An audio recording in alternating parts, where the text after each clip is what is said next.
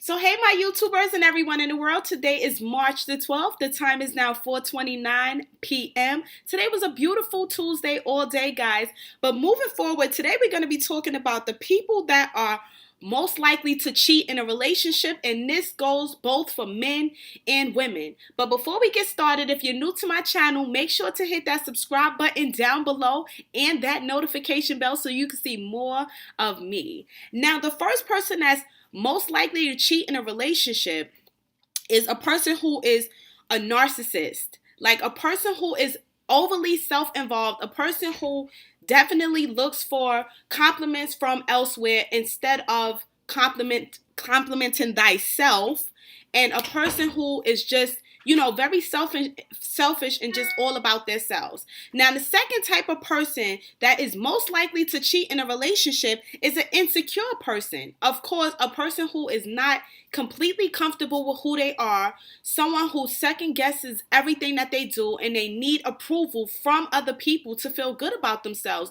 And if they don't seek that approval, then they will look for it elsewhere because they don't have enough confidence to, boost their self up and, just make themselves feel good. Now, the third person most likely to cheat in a relationship is a selfish person, a person who is all about themselves.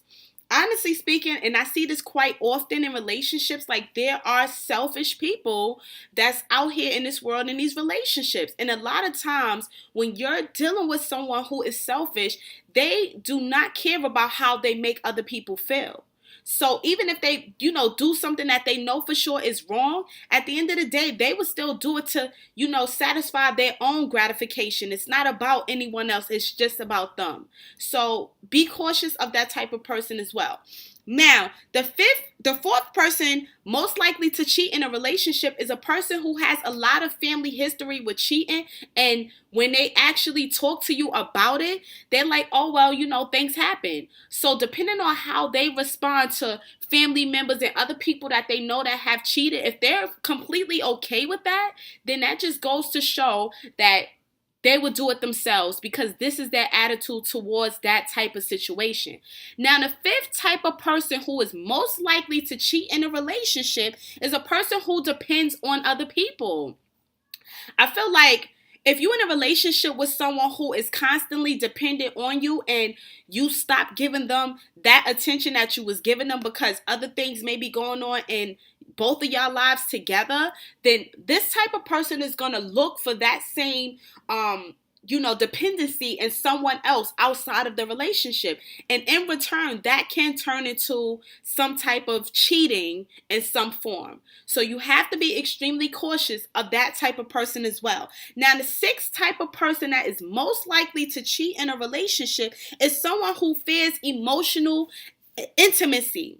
Like, if you are in a relationship with someone who is really scared to be really emotionally attached, then that's probably because this person is just looking to have fun at that moment and not really commit.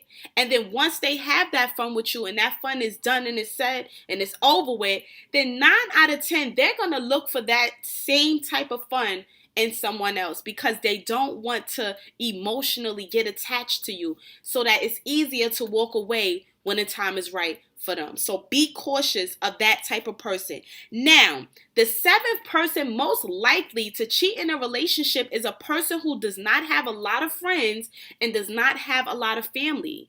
See, what happens is they will depend on you in the beginning of the relationship to help them get through whatever they may be going through at that point in time. But once that's done, like I said before, guys, they're going to look for that same type of attention outside of that relationship or outside of whatever you guys have established that you have going on.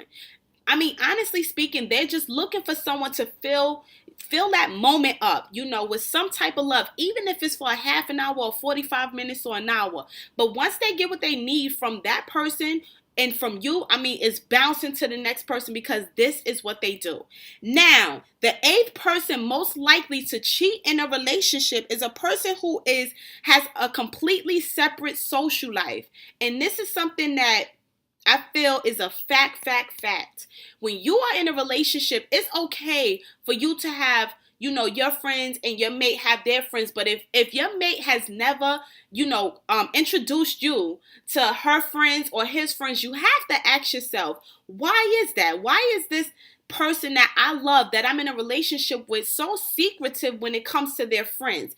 That's probably because they do have something to hide, and most likely cheating is involved in that fact. Now, this number 9, the ninth type of person that is most likely to cheat, and this is an obvious one, is someone who has already cheated before.